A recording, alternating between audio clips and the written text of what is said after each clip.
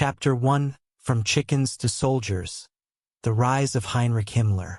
Imagine a man so unremarkable, so painfully ordinary, that if you passed him on the street you wouldn't give him a second glance. A man with a weak chin, round glasses, and a nervous stammer, more suited to counting eggs on a farm than commanding armies. Yet this man, Heinrich Himmler, would one day control one of the most terrifying military forces in human history. And it all began not with triumph, but with failure. Failure so bitter that it consumed him, twisted him, and remade him into the architect of the Waffen SS. Heinrich Himmler was born in 1900 into a middle-class Bavarian family. His father was a strict schoolmaster, his mother a devout Catholic. From the outside, it was an ordinary upbringing in a Germany still clinging to its imperial traditions. But inside young Heinrich grew obsessions that set him apart. While other boys played games, he immersed himself in stories of knights, Teutonic crusaders, and ancient Germanic warriors. He wasn't content to be a schoolteacher's son. He wanted to command legions. World War I erupted when Himmler was 14. He idolized the German soldiers marching to the front, imagining himself leading charges, wielding the sword of destiny. But when he finally came of age, he faced humiliation. The army rejected him.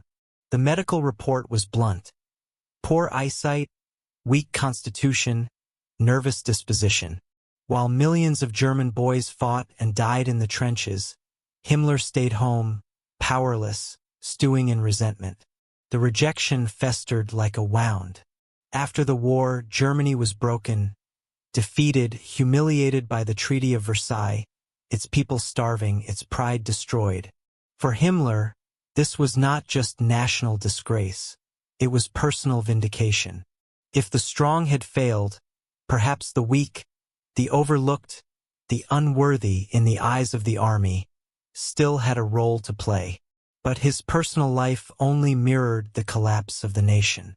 In the early 1920s, Himmler tried farming. Funded by his father, he set up a chicken farm outside Munich.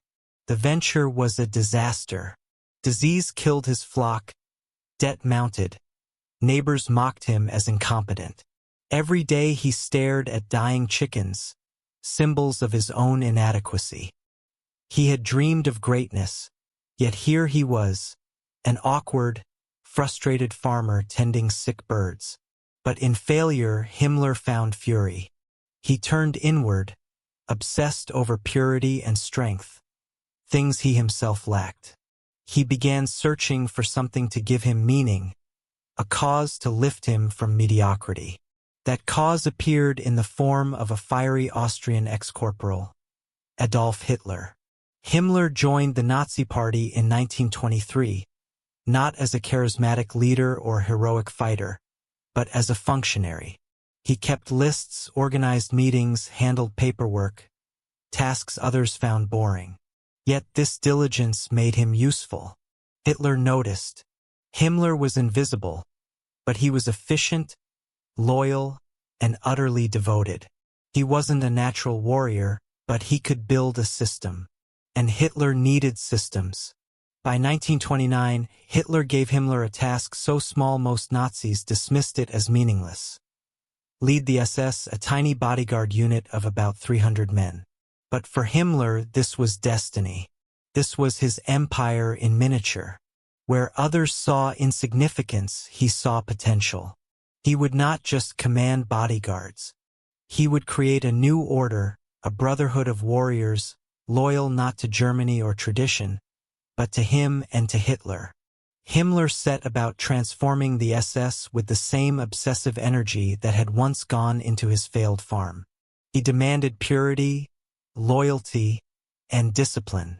He crafted elaborate rituals, swore his men into mystical oaths, and surrounded them with the aura of an ancient knightly order. He wanted them to look like the Aryan warriors he had idolized as a boy, tall, blonde, strong, everything he was not. In this, Himmler revealed the dark genius that made him so dangerous. He knew how to take ordinary men, clerks, farmers, factory workers, and convinced them they were chosen, superior, destined for greatness. He sold them the same fantasy he had sold himself, that weakness could be transformed into power if only you surrendered your soul to the cause.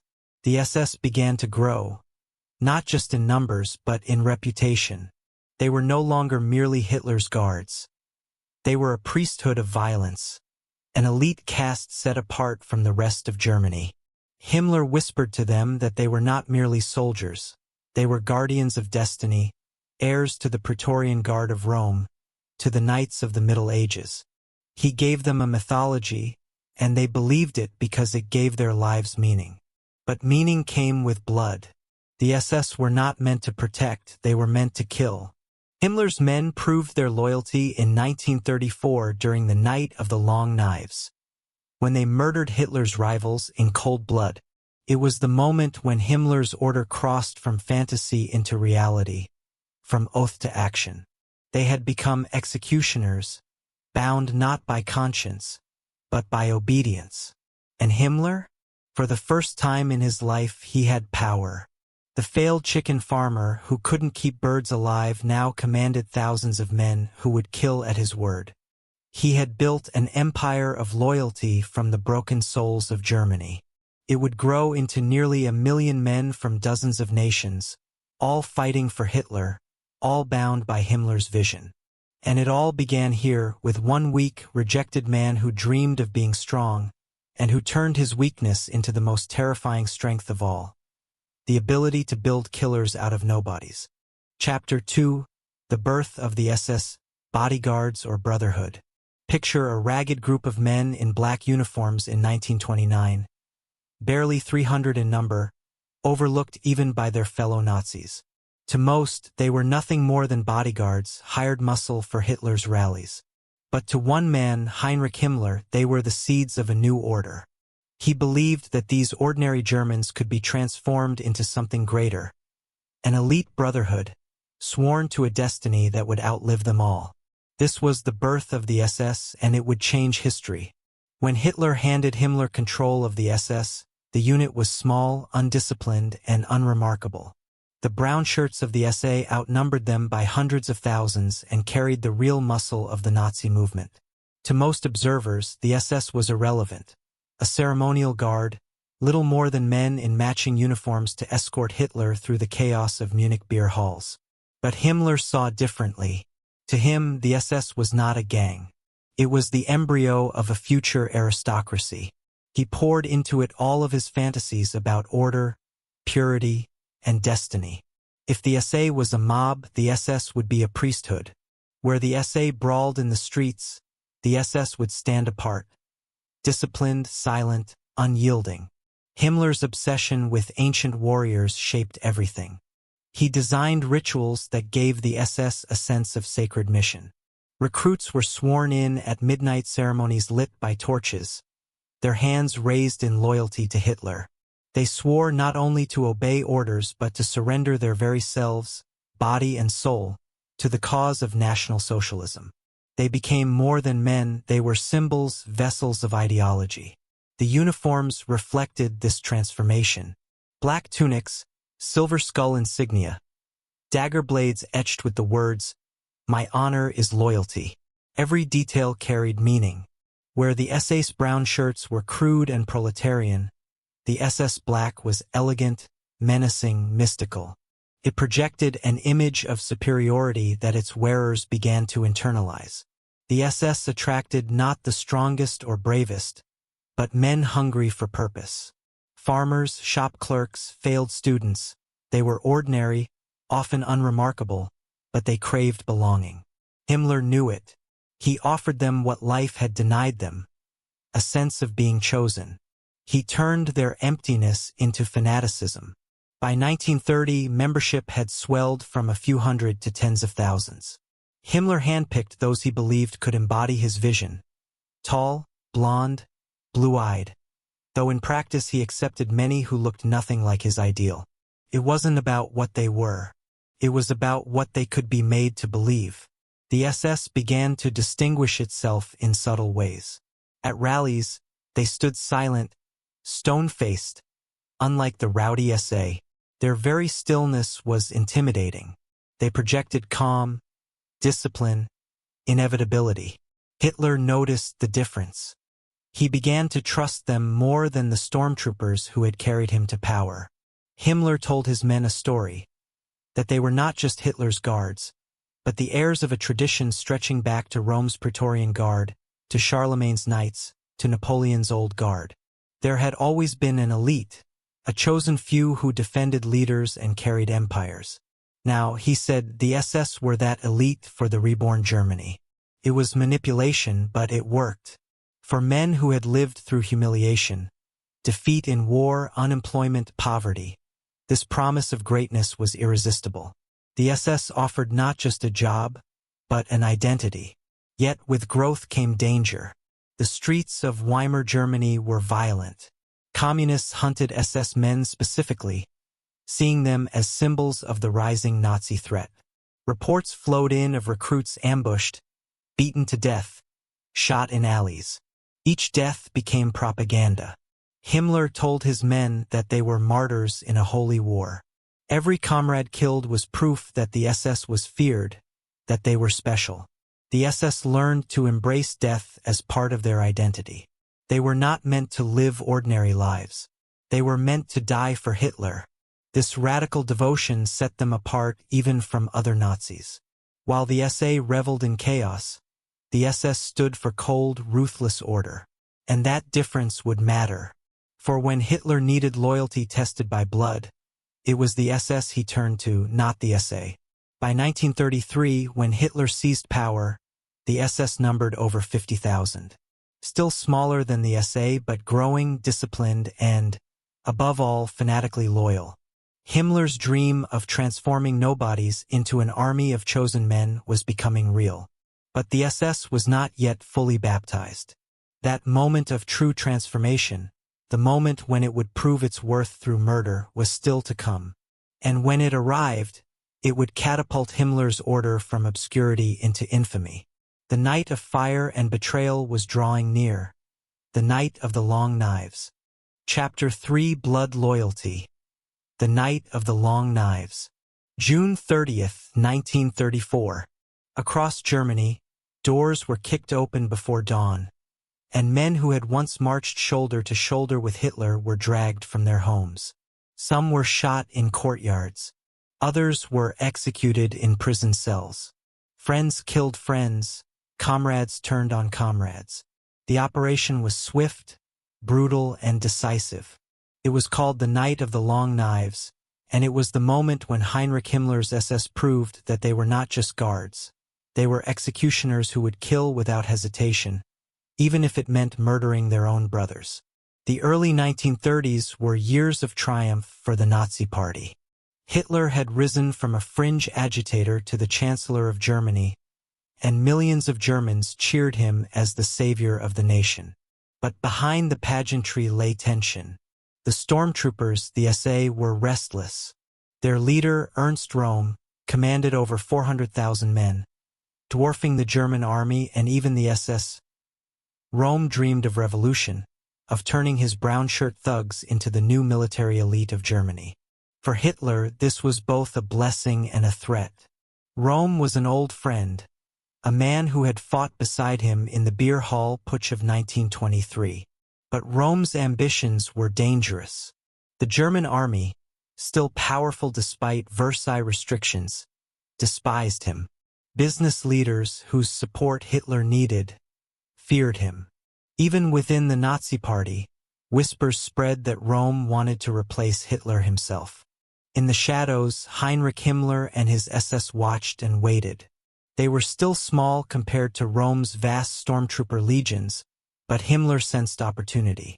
If the SS could prove itself indispensable to Hitler, utterly loyal, ruthlessly efficient, they could eclipse the SA and seize their place as the true guardians of the Reich. The decision came in late June 1934. Hitler resolved to strike first, eliminating Röhm and his lieutenants before they could challenge him. The task fell to Himmler's SS and their executioner-in-chief, Theodor Eicke. Alongside Hitler's loyal bodyguard commander, Sepp Dietrich. Orders were clear. Strike without mercy, eliminate anyone on the list, and show no hesitation. The killings began at dawn. In Munich, SS squads stormed hotels and apartments, dragging Rome's officers into the streets. Edmund Heinz, an SA leader, was caught in bed with his lover. He was marched outside in his underwear and shot on the spot. August Schneidhuber, Munich's police chief and a longtime party member, was executed in cold blood by men he had once commanded. Sepp Dietrich, tall and charismatic, had been Rome's comrade for years. He had shared drinks with these men, marched beside them, trusted them. Now, in service of Hitler, he betrayed them. He read out names from a list and ordered bullets fired into men who still believed their old friendships might save them. In a matter of hours, loyalty was rewritten in blood. Elsewhere, the violence spread. Across Germany, SA leaders, rival politicians, and even old conservatives who had doubted Hitler were executed. Some were shot in their beds. Others were taken to makeshift prisons and shot against walls. Even personal enemies, men who posed no real threat, were eliminated. Once the killing began, it became a purge. Rome himself was arrested in a hotel near Munich. For a moment, Hitler hesitated. Rome had been his friend for over a decade. But Himmler and Göring pressed him. Rome was too dangerous to live. Thrown into a prison cell, Rome was given a revolver and ordered to commit suicide. When he refused, SS guards entered and shot him in his cell. In the aftermath, the SA was broken. Its hundreds of thousands of men, once the backbone of the Nazi street movement, were leaderless and powerless. Many were absorbed into the army. Others faded into obscurity. The brown shirts, who had once swaggered through the streets, became a relic. But the SS emerged transformed. No longer mere bodyguards, they were now the enforcers of Hitler's will. They had shown that they would kill anyone. Comrades, friends, even brothers, if ordered to. Himmler's dream was realized. The SS was no longer a shadow. It was a force of terror. Hitler rewarded them with prestige.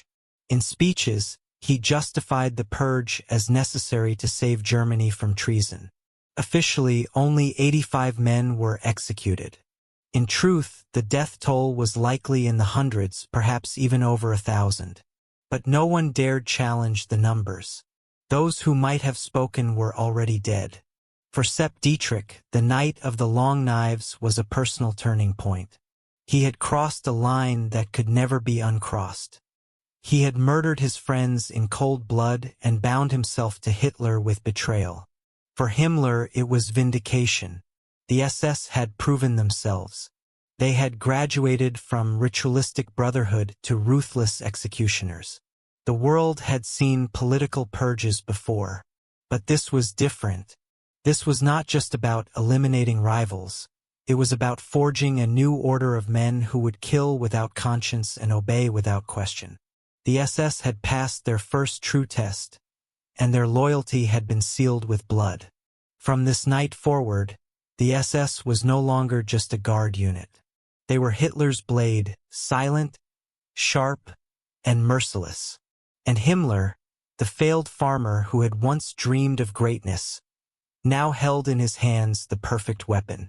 But the weapon was still being sharpened.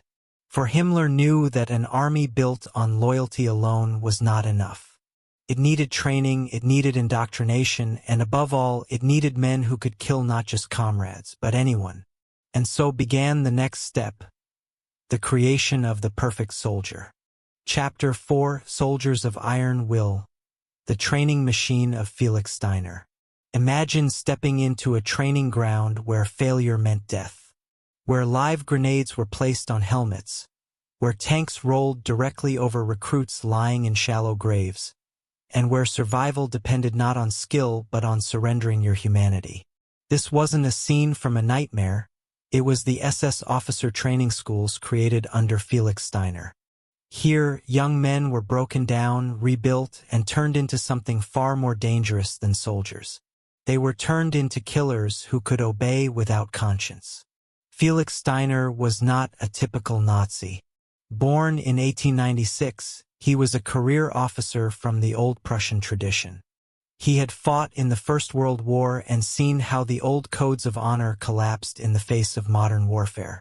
Machine guns, artillery, gas. All of it made chivalry meaningless. Steiner came out of the trenches convinced that the wars of the future would not be won by sheer numbers, but by elite shock troops, small units of men, fanatically trained and psychologically hardened to break through enemy lines.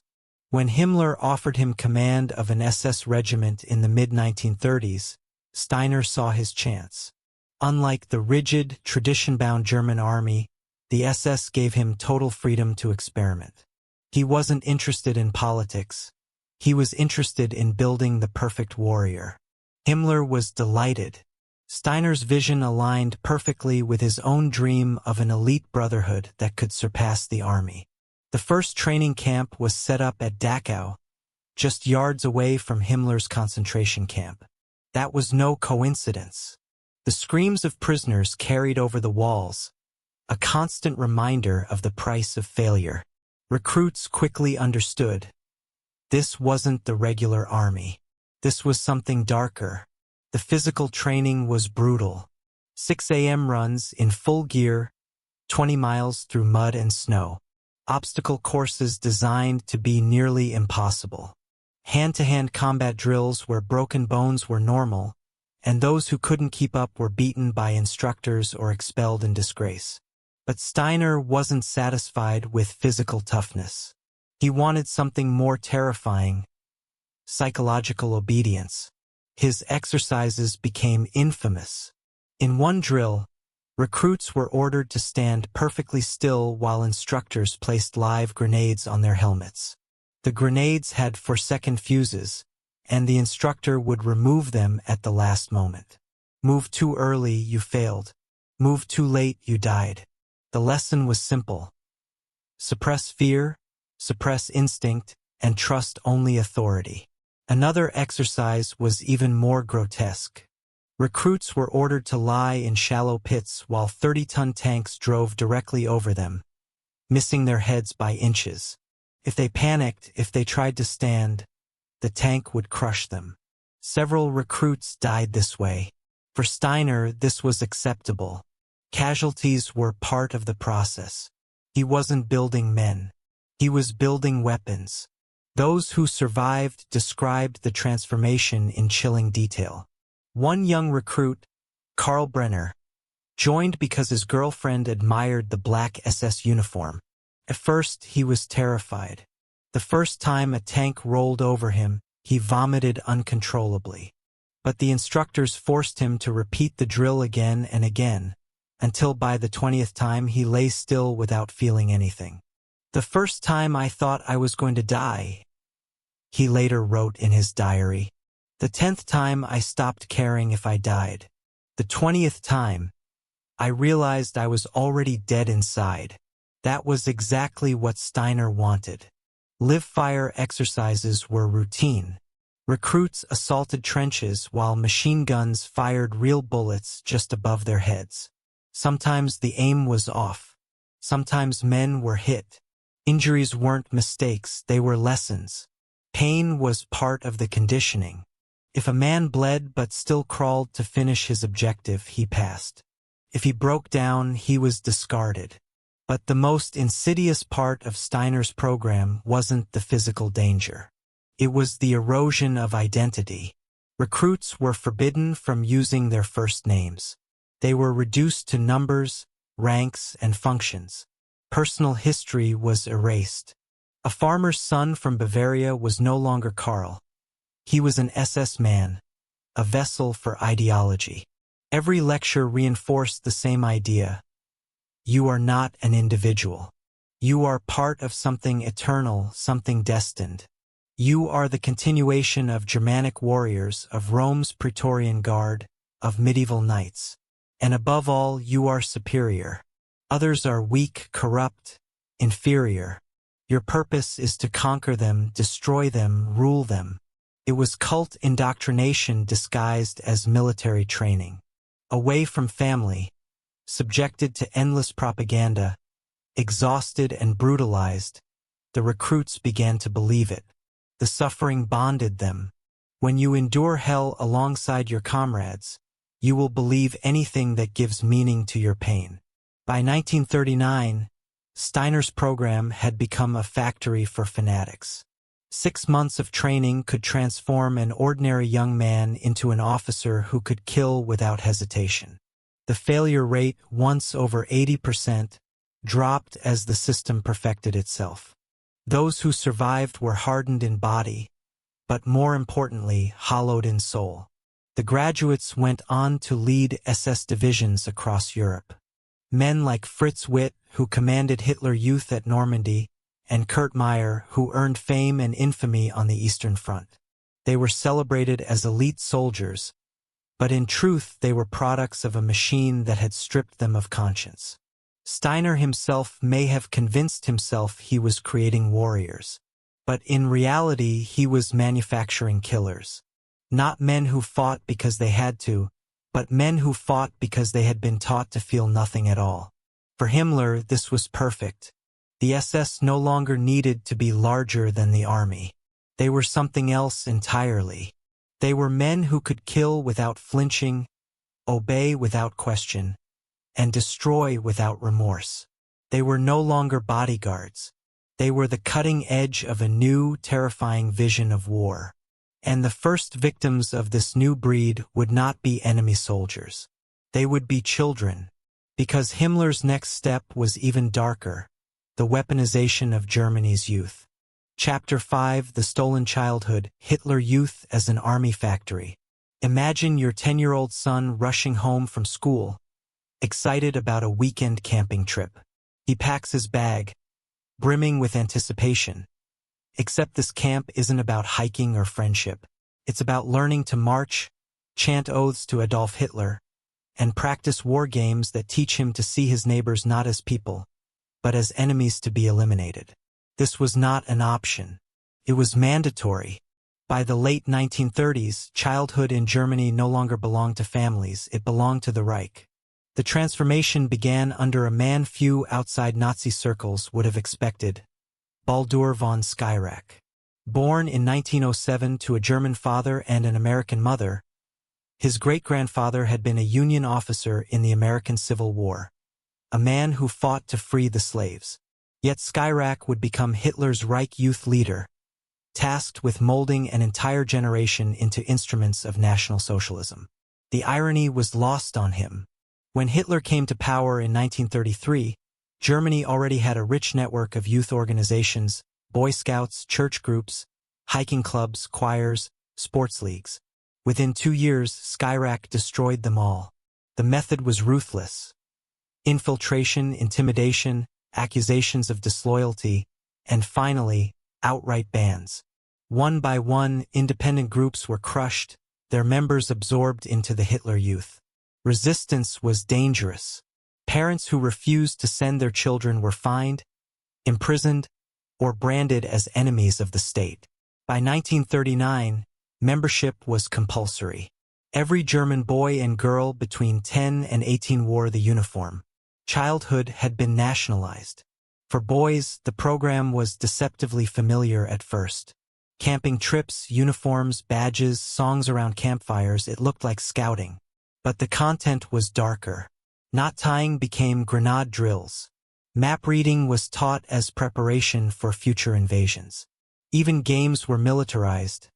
Capture the flag became simulated combat. Hide and seek became reconnaissance. The boys were taught not just to obey, but to view obedience as sacred. For girls, the League of German Maidens offered a different path. Their lessons focused on cooking, sewing, and childcare, but always in the service of war. Cooking meant preparing nutritious meals for soldiers. Sewing meant making uniforms. Childcare meant raising the next generation of warriors. Their role was not to fight, but to produce. Even their bodies were framed as weapons of the Reich. The indoctrination was constant and relentless. Weekly meetings opened with salutes to the swastika, pledges of loyalty to Hitler, and songs that glorified death for Germany. In summer camps, far from the influence of parents, the process deepened. Around bonfires, youth leaders told stories of German heroes and racial enemies. Children played games where Jews were chased, mocked, and symbolically destroyed. It was hatred disguised as fun. Personal stories reveal how effective the process was. Hans Weber, a Boy Scout in 1933, loved hiking and outdoor skills. When his troop was absorbed into the Hitler Youth, he expected more of the same. Instead, he was drilled in anti-Semitic ideology. Slowly, his parents noticed he stopped attending church, mocked their old-fashioned beliefs, and began correcting them with Nazi talking points. By 18, he eagerly volunteered for the Waffen SS, and in 1944, he died fighting Canadian troops in Normandy, his last letter home praising Hitler. For Greta Muller, the transformation was subtler but no less destructive. At 14, she attended a League of German Maidens camp in the Bavarian Alps. She expected friendship and freedom. Instead, she was told around a campfire that Jews had corrupted Germany and that her duty was to cleanse her community of them. She described the moment later, "I felt like I was joining a sacred mission. I didn't understand that the mission was evil." Greta would later become a camp guard at Ravensbrück, overseeing executions. The genius and horror of Skyraka's system was that it gave children what they craved: belonging, purpose, and rebellion. They were told they were special, chosen, and destined for greatness. They were given uniforms that made them feel powerful. And, perhaps most seductively, they were encouraged to correct or even denounce their own parents if their loyalty wavered. Families were broken from within. By 1939, 7.7 million German children were members. That number gave Himmler exactly what he wanted: an endless supply of recruits already conditioned to accept fanaticism. The Hitler Youth was not just a feeder program, it was a factory. It produced boys who had learned since childhood that killing was noble, obedience was sacred, and Jews and other minorities were not human. When these boys turned 18, many of them walked straight into SS recruiting stations. They had been primed for years, and now they became the foot soldiers of Himmler's international army. They were teenagers, but they fought with a zeal older soldiers could not match. The Hitler Youth became most infamous in 1944, when entire divisions of 17 and 18-year-olds faced seasoned Allied veterans in Normandy. They fought with shocking fanaticism, often refusing to surrender even when hopelessly outnumbered. Some were decorated for bravery. Many died, but all were proof that Himmler's plan had worked. Childhood had been weaponized. The cost, however, was immeasurable. An entire generation had been stolen. Not just their lives, but their innocence, their morality, their ability to see others as human beings. They were shaped into tools of a regime that would use them, bleed them, and discard them. For Himmler, it was a triumph. For Germany, it was a tragedy. And for the world, it was the beginning of a nightmare. Because these children, now hardened into soldiers, would become the shock troops of atrocities that would stain Europe in blood. And their baptism of fire came in Poland in 1939, when war finally gave Himmler's young fanatics the chance to prove themselves, not as children anymore, but as executioners. Chapter 6: Baptism by Fire, Poland 1939. In September 1939, the world watched as Hitler unleashed blitzkrieg on Poland. A storm of tanks, planes, and mechanized infantry that shocked Europe with its speed and violence. But within this lightning war, another, darker story unfolded. For the Waffen SS, Poland was not just their first campaign, it was their first test as killers. What began as conquest quickly turned into a rehearsal for genocide. At first, SS divisions moved alongside the Wehrmacht, tasked with securing towns and restoring order. To the regular German army, this meant establishing control over occupied territories. To Himmler's men, order meant something else entirely: the systematic removal of Jews, intellectuals, and anyone deemed a threat to Nazi ideology. Lieutenant Klaus Weber, a star graduate of Steiner's training schools, epitomized this transformation. At just 22, he commanded a platoon of the Leibstandard Adolf Hitler Regiment. Well-groomed, disciplined, and fiercely loyal, Klaus looked every inch the model German officer. His men marched with precision into the small Polish town of Bonn, expecting routine occupation duties. Instead, they received orders from Berlin. Gather all Jewish men between the ages of 16 and 64, interrogation. Weber obeyed without hesitation. His soldiers pulled fathers, sons, and grandfathers from their homes. The town's doctor, a shopkeeper, even a schoolteacher. All were herded into the synagogue. There were no trials, no evidence, no accusations beyond being Jewish. By afternoon, Weber received his final instructions. No survivors. Machine guns were set up outside the synagogue. Weber hesitated briefly, not out of mercy, but out of disbelief that such orders could be so explicit. Yet the training had worked. He suppressed his doubts and gave the command. Within seconds, the building fell silent, its floor soaked in blood. Across Poland, similar massacres played out. SS units, alongside Einsatzgruppen death squads, moved from village to village, executing civilians under the pretense of anti-partisan operations. In reality, it was the first step in the final solution. Poland became the laboratory where mass killing was perfected. The brutality was not universal. A handful of SS officers resisted. Wilhelm Hosenfeld, another young lieutenant, refused to carry out an order to execute civilians. "I am a soldier, not an executioner," he told his superiors. For this, he was court-martialed and sentenced to prison, spared execution only by the intervention of an older judge. Hosenfeld's defiance was rare, so rare that he was remembered precisely because almost no one else resisted. For the majority, Poland marked the crossing of a moral threshold. Killing civilians became routine. Orders were followed without question. Soldiers who had once struggled with fear or guilt learned quickly that mercy was weakness and hesitation was betrayal. In Steiner's schools, they had been taught to suppress instinct. In Poland, they learned to suppress conscience. By the time the campaign ended, Poland was partitioned, its army crushed, and its population terrorized. Hundreds of thousands of civilians, especially Jews, were dead, not from combat, but from execution. The Wehrmacht may have won the military victory, but the SS gained something more sinister: confidence. They had tested the boundaries of atrocity and discovered there were none. For Himmler, the lessons of Poland were clear. His soldiers had proven they could kill not just in battle, but in cold blood, against unarmed civilians with no resistance and no remorse. They had shown that genocide could be carried out not by monsters from birth, but by ordinary young men remade by training and ideology. The baptism by fire was complete. From this point forward, the SS would no longer be merely an elite military unit. They had become something far darker.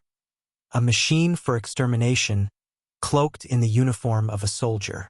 And the world, still reeling from Poland's swift fall, had no idea that what they had witnessed was only the beginning. The SS had drawn its first blood.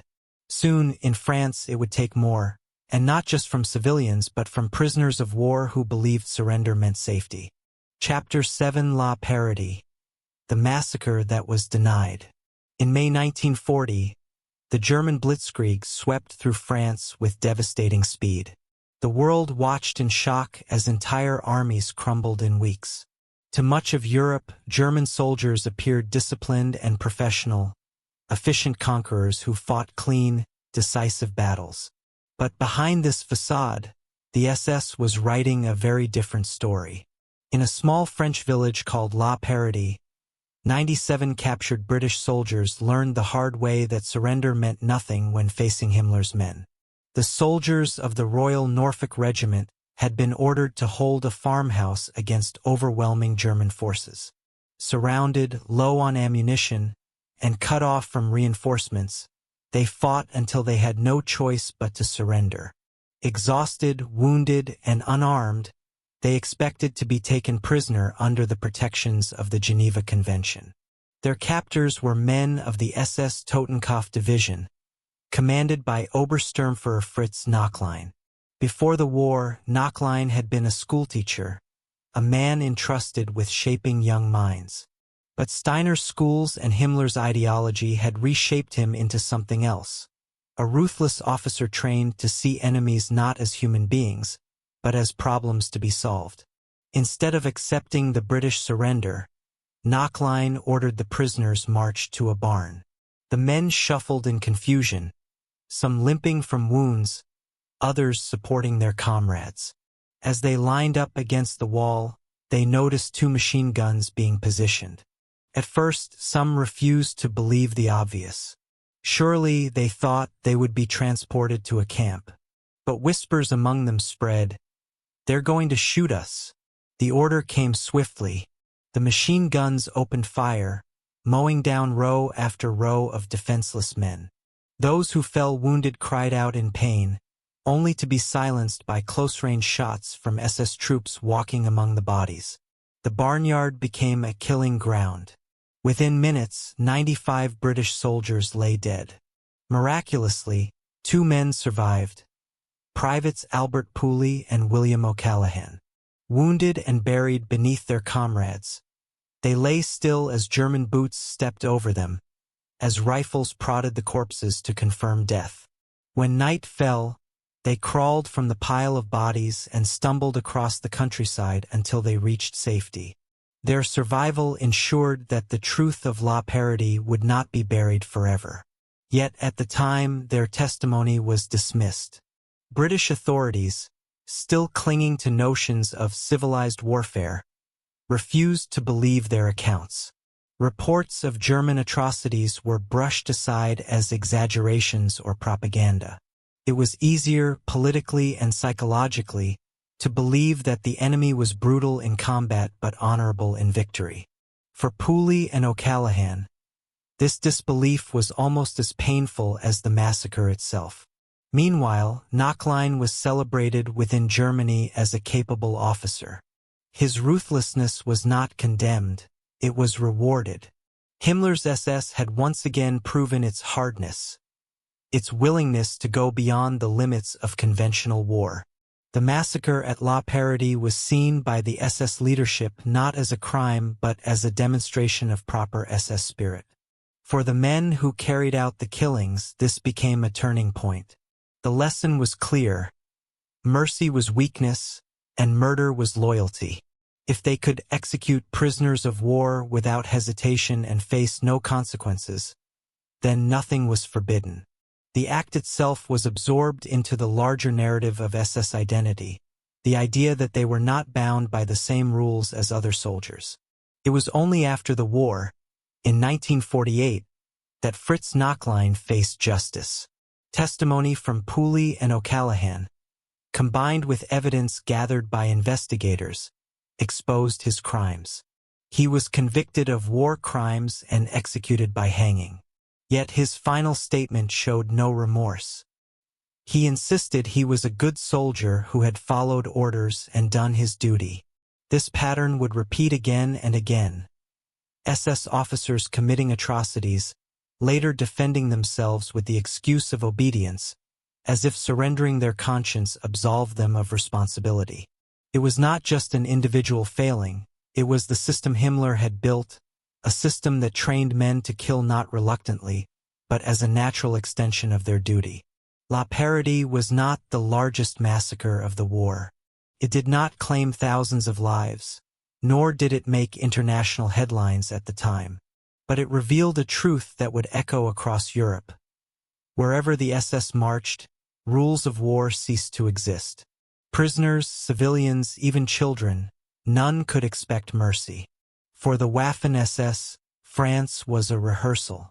The world still believed the myth of the clean, disciplined German soldier. Behind that myth, Himmler's fanatics were testing the boundaries of cruelty, and finding that there were none. The true horror was still to come.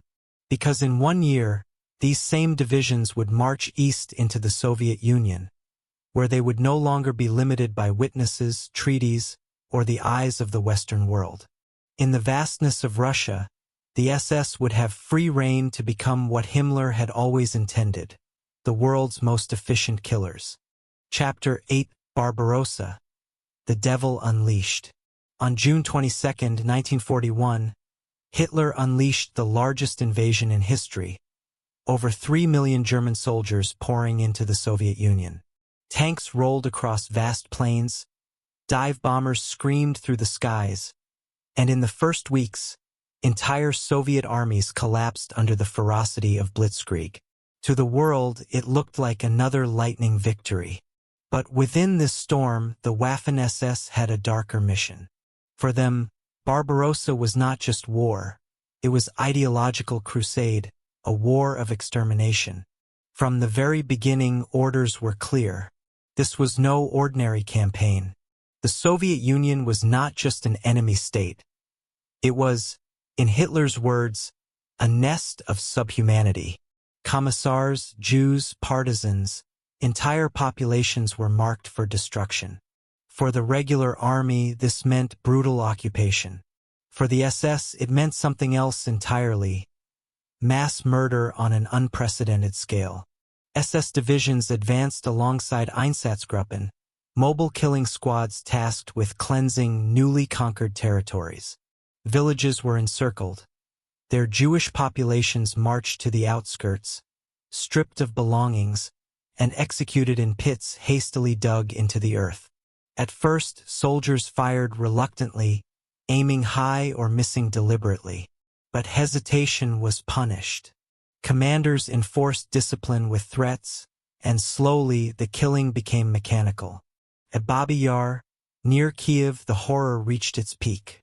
Over 2 days in September 1941, 33,771 Jewish men, women, and children were murdered by SS units and their collaborators. Victims were ordered to undress, lay face down in ravines, and were shot in layers. One survivor recalled how the earth itself seemed to move afterward, as the wounded struggled beneath the corpses above them. The massacre was not chaos. It was organized, recorded, and reported back to Berlin in bureaucratic language, as if it were routine military business. The SS carried these massacres with clinical precision. Reports survive in chilling detail: the number of bullets used, the amount of valuables confiscated, the estimated totals of Jews eliminated in a given week. These were not rogue actions, they were policy. Himmler himself visited killing sites to ensure efficiency.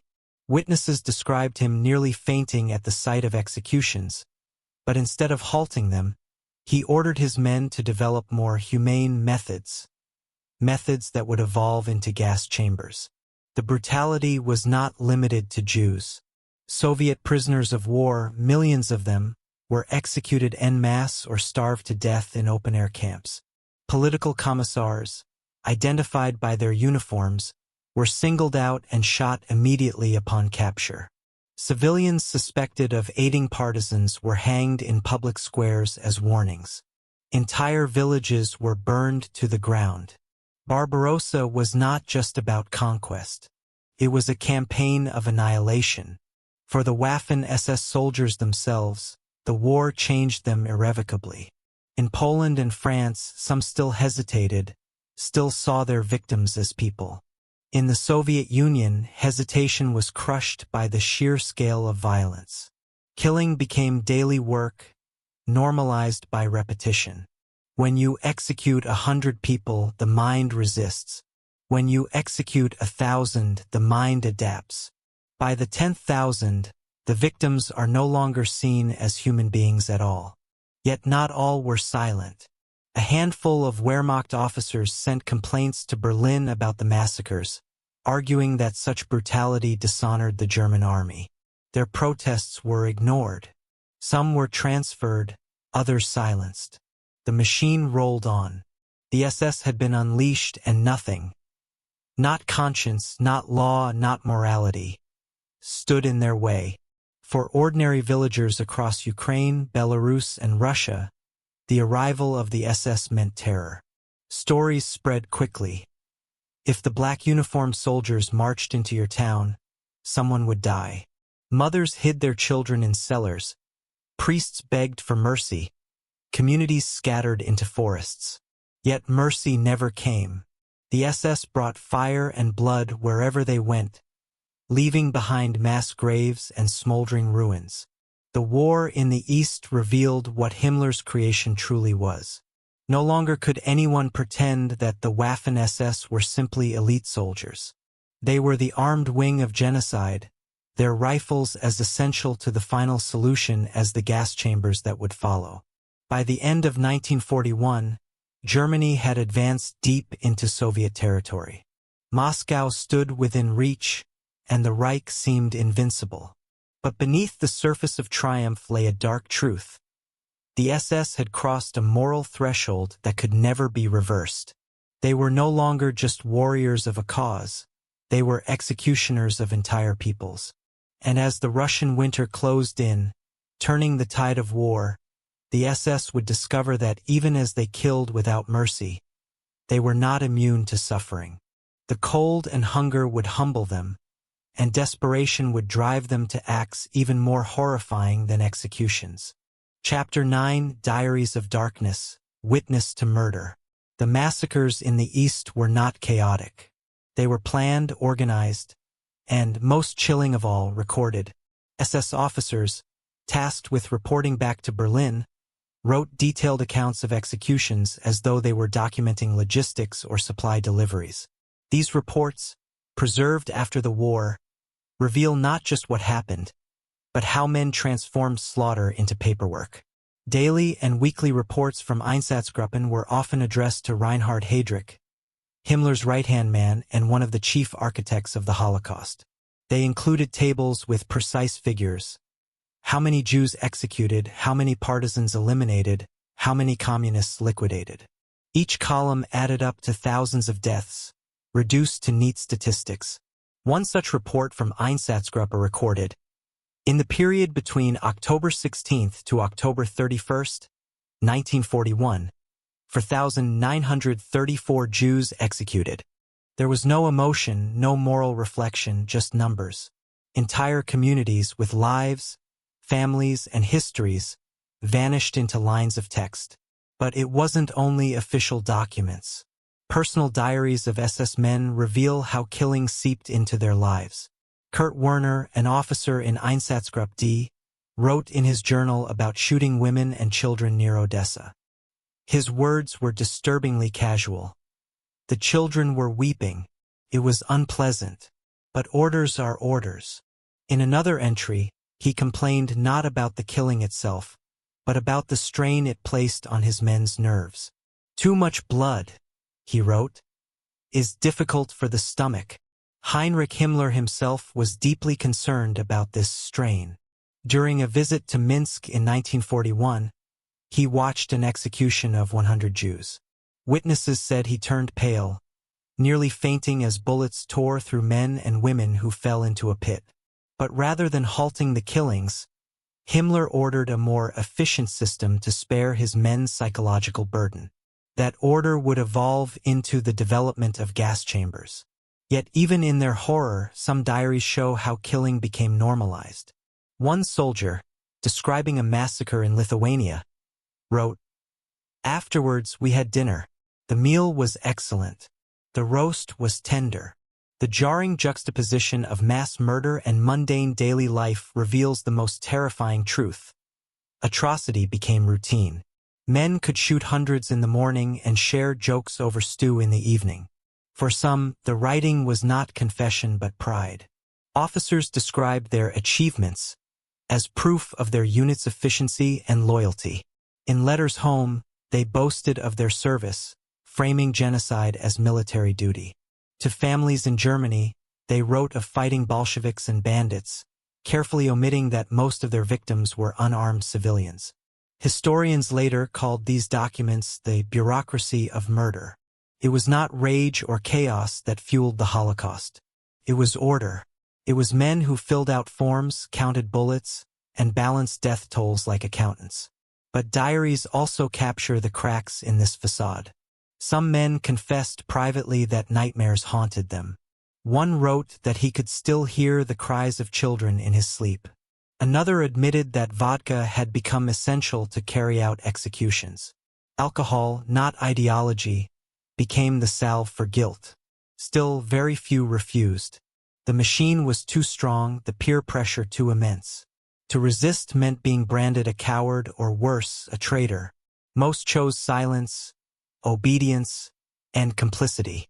Their diaries, though chilling, became the only honest witnesses left. When these records were discovered after the war, prosecutors at Nuremberg used them as undeniable evidence. They showed the world that genocide had not been an accident of war or the actions of a few madmen. It was deliberate, organized, and executed with the efficiency of a modern state. Through these diaries of darkness, the Waffen SS revealed their true nature. Not warriors, not protectors, but men who turned murder into routine, who wrote death into ledgers, and who made atrocity into paperwork. As the massacres continued, the war itself began to turn. The advance on Moscow stalled. Winter descended with fury, and for the first time the SS, who had seemed invincible, faced an enemy even they could not kill, the Russian cold. Chapter 10: Winter of Wolves. Moscow 1941–42. The drive toward Moscow was supposed to be the crowning triumph of Hitler's war. German generals promised the city would fall before Christmas 1941. The SS divisions, fresh from victories in the Baltics and Ukraine, marched east with confidence. But by December, the snow was waist-deep, the temperature had plunged to -40 degrees, and the Red Army was not collapsing, it was counterattacking. The Waffen SS found themselves in conditions unlike anything they had trained for. Their black uniforms, so menacing in parades, were useless against the cold. Soldiers wrapped themselves in rags, tore curtains from houses, and stole peasant clothing to survive. Fingers blackened with frostbite, rifles froze solid, tanks refused to start. The very land seemed to conspire against them. Hunger set in. Supply lines stretched thin, and food never arrived. Recruits who had once boasted of Aryan superiority now gnawed on horse meat and stale bread. Some boiled leather belts into soup. In diaries, SS men admitted they feared starvation more than Soviet bullets. The Soviet counteroffensive was brutal. Siberian divisions, hardened by years of training in icy conditions, swept down with skis, camouflage, and an endurance the Germans could not match. SS units, caught in the open, suffered catastrophic losses. Entire companies froze to death in trenches before ever firing a shot. Discipline, so carefully instilled in Steiner's training schools, began to fray. Officers reported soldiers abandoning positions, deserting in the night, even turning their rifles on themselves rather than endure another day of cold and hunger. But in the SS, desertion was punished with execution. Men who faltered were shot by their own comrades. This desperation unleashed a new kind of brutality. Unable to defeat the cold, the SS turned their rage on civilians. Villages suspected of sheltering partisans were burned to the ground. Men were hanged from telegraph poles, women were raped, children were left to freeze. In their frustration, the SS tried to reassert their dominance by terrorizing those too weak to resist. Stories from survivors tell of wolves circling abandoned villages, feasting on corpses left in the snow. For locals, the SS were not soldiers but predators. Cold, hungry, savage, leaving only destruction in their wake. They came like wolves, one peasant later recalled. But they were wolves in uniforms. The winter also exposed cracks within the SS hierarchy. Some officers questioned Himmler's insistence on ideological warfare when survival itself was at stake. But others doubled down, convinced that suffering was proof of their destiny. They quoted Himmler's speeches, calling themselves the chosen few who could endure any hardship for the Reich. Yet no amount of ideology could stop frostbite or Soviet bullets. By spring 1942, the SS divisions had been mauled. Thousands were dead, not in glorious combat, but frozen in ditches or starved in makeshift camps. Their myth of invincibility lay shattered in the snow outside Moscow. But Himmler spun even this disaster into propaganda. He praised the SS for their iron will, their ability to endure what ordinary soldiers could not. Losses were reframed as sacrifices, proof that the SS stood above the rest of the army. And in a twisted way, he was right. The survivors emerged even more hardened, their humanity buried under ice and blood. The winter of 1941-42 taught the Waffen SS a lesson they carried forward. Survival at any cost, even if that cost was conscience. They had killed civilians before. Now, stripped of food and warmth, they discovered that cruelty was not just ideology, it was survival strategy. From this moment onward, wherever the SS retreated, villages burned. Whenever they suffered, civilians paid the price. Moscow was not their defeat, it was their transformation into something even more ruthless. And as losses mounted, Himmler sought new blood to replenish his divisions. But he would not find them in Germany. Instead, he turned to foreign volunteers, men from across Europe who would swell the ranks of the SS and fight for Hitler's cause. Chapter 11: The Foreign Legion of Hitler. By 1942, the dream of a quick victory in the East was gone. The SS divisions, once swollen with enthusiastic German recruits, were bleeding men faster than Berlin could replace them. The relentless Soviet offensives, the brutality of winter, and the sheer scale of the fighting demanded more soldiers than Germany alone could provide. Heinrich Himmler faced a dilemma: either watch his creation wither or open its doors to foreigners. The idea was radical. From the beginning, the SS had been built on racial purity. Himmler had preached that only the best Aryan stock could wear the black uniform. Foreigners, especially Slavs, were dismissed as inferior.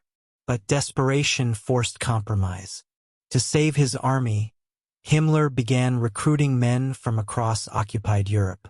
At first, he focused on Scandinavia and the Netherlands. Dutch and Flemish volunteers were told they were the descendants of Germanic tribes, part of the same racial family as the Reich. Propaganda posters in Amsterdam and Copenhagen promised these men a chance to fight Bolshevism and defend Europe from communism. Many answered the call, not out of love for Hitler, but out of hatred for the Soviet Union.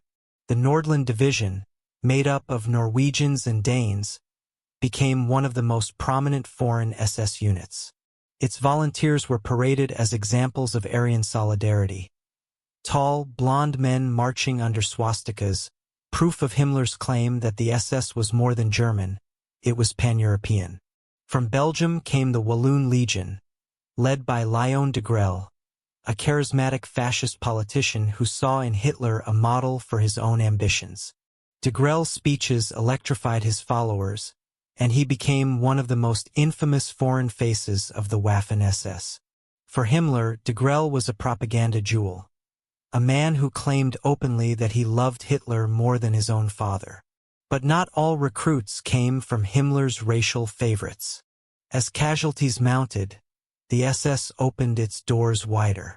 From the Balkans came Croatian and Albanian divisions. From Eastern Europe, units of Latvians, Estonians, and Ukrainians.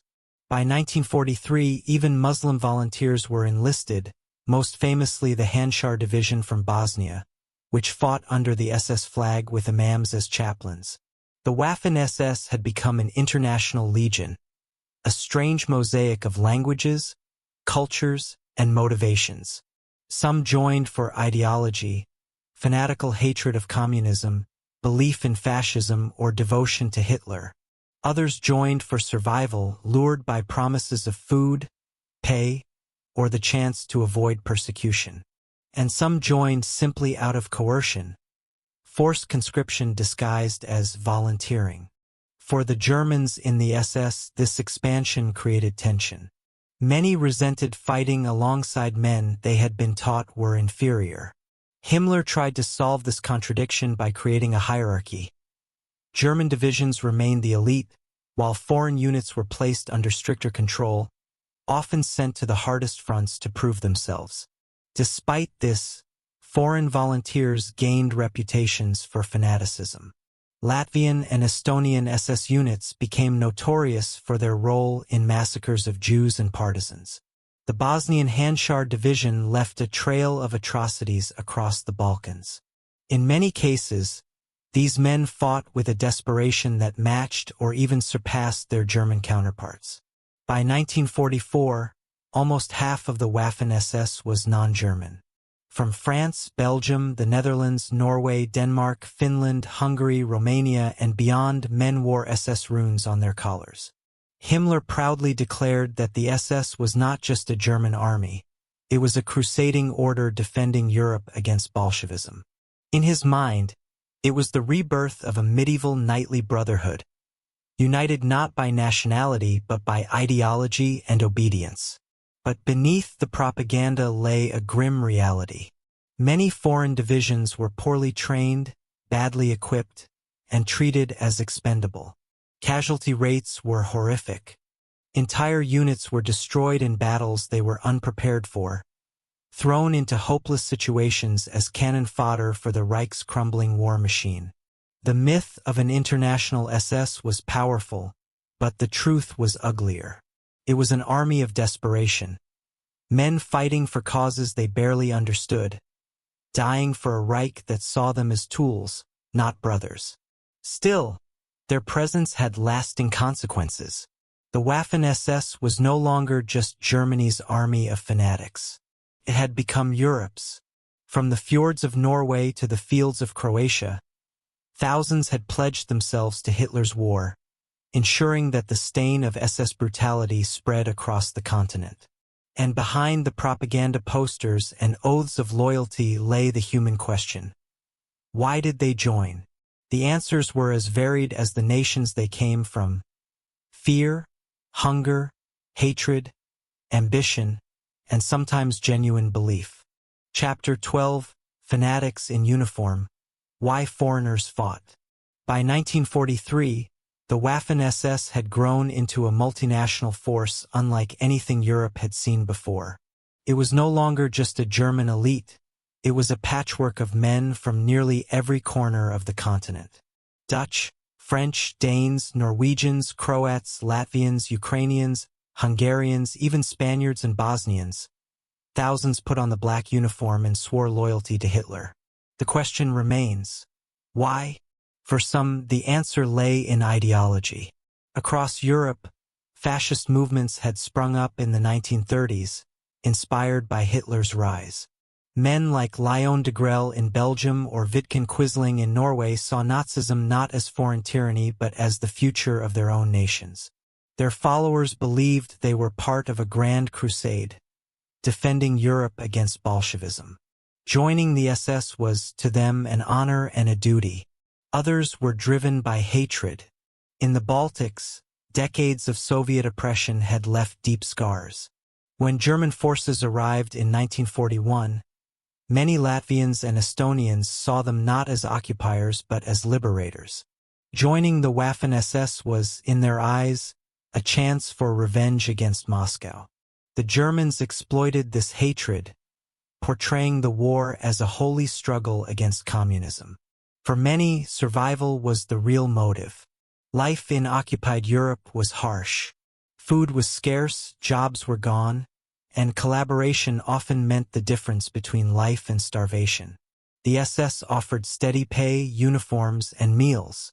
For some young men, especially in Eastern Europe, it was less about belief and more about staying alive. The uniform gave them food and protection, even if it demanded their soul in return. There were also those who were coerced. Officially, Waffen SS units were volunteer formations. In reality, conscription was common. In the occupied Netherlands and Belgium, men were pressured by propaganda campaigns, workplace intimidation, and even direct threats. In some cases, entire villages were forced to supply recruits. The line between volunteering and conscription blurred until it became meaningless. Religious identity played a strange role too. In Bosnia, the Handschar division was created specifically for Muslim volunteers. Himmler courted them by claiming the SS respected Islam, even providing prayer rugs and religious instructors. For many Bosnians, joining was less about loyalty to Hitler and more about protecting their communities in the chaos of the Balkans. Yet they, too, became instruments of SS terror. Personal ambition cannot be ignored. In countries like France and Belgium, collaboration with the Nazis offered opportunities that would otherwise be impossible. Men who had been unemployed or marginalized before the war suddenly found themselves in positions of authority, with power over life and death. The SS gave them not just a job, but status. Letters from volunteers reveal this complex mix of motives. A Dutch recruit wrote to his mother, "I do not care for politics, but here, at least, I eat well and I wear the uniform of a soldier." A Frenchman wrote, "The Bolsheviks must be destroyed, or France will be their next victim." A Latvian volunteer confessed, "I would rather die fighting the Russians than starve in their camps." Yet beneath these justifications ran a common thread. By putting on the SS uniform, they surrendered to a system designed to erase morality. Whatever their reasons for joining, once inside, they were subjected to the same indoctrination as Germans. Steiner's brutal training methods, Himmler's racial ideology, and the culture of obedience transformed them into fanatics regardless of their origins. Foreign SS units often fought with ferocity that surprised even their German commanders. At times, this was born of ideology. More often, it was survival. Foreign volunteers knew they were expendable. To falter in battle meant not only death, but the contempt of their German overseers. Better to die a fanatic than be discarded as worthless. The paradox of the foreign SS was clear. Men who were not considered racially equal were nonetheless essential to sustaining Hitler's war. Himmler reconciled this contradiction by framing it as a European crusade. In his speeches, he declared the SS the vanguard of a new Europe, united against Bolshevism and Jewry.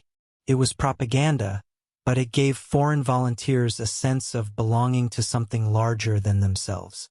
By 1944, nearly half of the Waffen SS was non-German. The black uniform had become a strange banner under which men of dozens of nationalities marched, fought, and killed.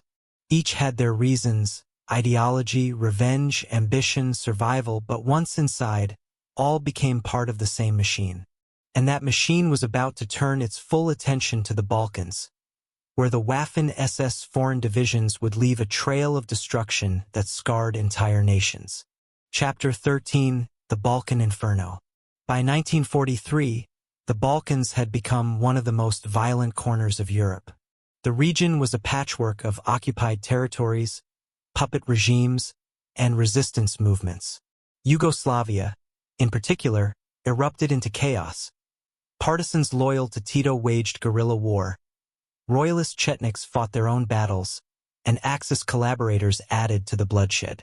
Into this maelstrom marched the Waffen SS, determined to crush resistance through terror. Himmler saw the Balkans not just as a military front but as an ideological battlefield. To him, the region was infested with bandits and subhumans, people who needed to be either Germanized or destroyed. The SS divisions sent there carried these orders out with ruthless efficiency. The most infamous was the 7th SS Volunteer Mountain Division, Prinz Eugen, composed largely of ethnic Germans from the Balkans. Their mission was simple: hunt partisans, clear villages, and secure supply lines. But in practice, their operations became campaigns of slaughter. Villages suspected of harboring resistance were burned, their inhabitants massacred. Old men were shot, women were raped, and children were thrown into barns set alight. Entire communities were wiped from the map. One such massacre occurred in the Serbian village of Kriva Reka in 1943. SS troops herded hundreds of civilians into the local church and set it on fire, killing everyone inside. Survivors later recalled hearing screams and the pounding of fists against locked doors as the flames consumed them. For the SS, this was not excess, it was policy. Fear was their weapon. By destroying villages completely, they hoped to break the will of partisans. Instead, the atrocities only fueled resistance. The Handschar division, made up of Bosnian Muslim volunteers, was another instrument of terror. Initially praised by Himmler as proof of the SS' pan-European character, the division soon gained notoriety for its brutal anti-partisan operations. In Bosnia and Croatia, entire towns suffered mass executions at their hands. Survivors described Handschar patrols entering villages, lining up civilians, and executing them without trial, sometimes forcing neighbors to dig the graves. In Greece, the SS reputation was equally blackened. Villages in Epirus and Macedonia were subjected to collective punishment for partisan attacks. The massacre at Distimo in June 1944 became one of the darkest episodes. Over 200 civilians, including women and children, were slaughtered in a single day by SS troops. Witnesses spoke of soldiers bayoneting infants and setting houses on fire with families still inside. Partisans responded with ferocity. In Yugoslavia, Tito's forces waged guerrilla war, ambushing SS patrols, sabotaging railways, and assassinating collaborators. They had no illusions about the fate awaiting captured fighters, execution without mercy, so they fought to the death. The SS, frustrated by an enemy that refused to fight conventional battles, only escalated their reprisals. The war in the Balkans became a cycle of atrocity, each massacre answered by more resistance, each act of defiance punished by more blood. For the soldiers of the Waffen SS, the Balkans hardened an already brutal ethos. Fighting partisans blurred the line between combatant and civilian. Anyone who resisted, even silently, became a target. Entire villages were declared guilty by association. This logic turned war into genocide. By late 1944, as German forces retreated under pressure from advancing Soviets and Allied forces, the Balkans descended even further into chaos. The SS left behind not only destruction but seeds of ethnic hatred that would scar the region for generations. Survivors remembered the black uniforms not as soldiers but as butchers, men who brought only fire and death. For Himmler, however, the Balkans were proof that his vision of the SS as an international order was working. Germans, Croats, Bosnians, and others had fought together under the same banner. Yet the price of this unity was written in ash and blood across villages that no longer existed. The Balkan Inferno was only one chapter in the SS march of destruction. As they left behind burning towns in Yugoslavia and Greece, the Eastern Front still consumed them. At Stalingrad, the Reich's pride would be shattered, and with it, the myth of SS invincibility. Chapter 14, Stalingrad's Shadow. In the summer of 1942, Hitler turned his gaze toward the Volga. The city of Stalingrad was more than a strategic objective, it was a symbol. To capture a city bearing Stalin's name would be a psychological blow as great as a military one. The German Sixth Army and its allied forces spearheaded the assault, while Waffen SS divisions fought in supporting operations across the southern front. None of them expected the disaster that would follow. At first, the campaign mirrored earlier victories. German tanks advanced, Soviet armies retreated, and the Volga seemed within reach. The SS regiments boasted of another triumph, writing home about victories and inevitable conquest. But Stalingrad was no ordinary battlefield. It was a fortress of rubble, a labyrinth of factories, sewers, and ruined buildings where Soviet soldiers fought not for ground but for every room, every stairwell, every brick. The fighting consumed men at a staggering rate. A single factory might change hands a dozen times in one day. Soviet snipers picked off officers from hidden nests, while flamethrowers reduced entire squads to ashes. German soldiers, untrained for urban warfare, found themselves dragged into a war of attrition that ground down even the most elite units.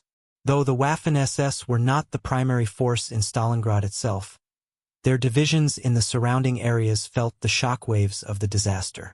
They faced Soviet offensives designed to encircle the city, suffering devastating losses as the Red Army's strength grew. When the Sixth Army was finally trapped inside Stalingrad, the SS knew that the myth of German invincibility was collapsing with it. News of Paulus's surrender in February 1943 spread like wildfire. Over 90,000 German troops marched into Soviet captivity, most never to return. The defeat was a humiliation for Hitler and a psychological earthquake for the SS. They had sworn loyalty to a Reich that promised eternal victory. Now they had witnessed annihilation. The response of the Waffen SS was not reflection, but fury. Instead of questioning their cause, many doubled down in fanaticism. To them, Stalingrad proved not that the war was lost, but that mercy was weakness. If the Soviets could destroy the best of Germany, then the SS would destroy the Soviets without restraint. Brutality intensified across the Eastern Front. Civilians bore the brunt. Villages suspected of aiding partisans were obliterated, mass executions escalated, and the logic of total war spread like poison. This escalation was seen most clearly in Kharkov, where the SS Panzer Corps under Paul Hauser counterattacked in early 1943. Though temporarily successful, their victory was soaked in blood. Entire districts were leveled, civilians massacred, and survivors deported. The battle was celebrated in German propaganda as proof that the SS could still achieve miracles. In reality, it was a desperate attempt to mask the shadow of Stalingrad. Within the SS ranks, Stalingrad had another effect. It pushed Himmler to expand recruitment further. If Germans alone could not win the war, then more foreign volunteers were needed. The SS increasingly presented itself as Europe's shield against Bolshevism, recruiting tens of thousands of men from occupied nations to replenish its bleeding divisions. The shadow of Stalingrad thus stretched beyond the battlefield, reshaping the SS into a truly international force. But for those who survived, the defeat was etched into their minds. Soldiers spoke of frozen corpses piled in trenches, of comrades who surrendered only to vanish into Soviet captivity, of the crushing despair when reinforcements never came. These memories hardened them, stripping away any illusions of honor. From 1943 onward, the Waffen SS no longer even pretended to be an elite knightly order. They were predators, scarred and embittered, who sought survival through cruelty. Stalingrad was the turning point of the entire war. For the SS, it was the moment when their legend died and their fanaticism deepened. No longer able to claim invincibility, they embraced something darker. The belief that if they could not win, they would at least destroy. The war of annihilation intensified.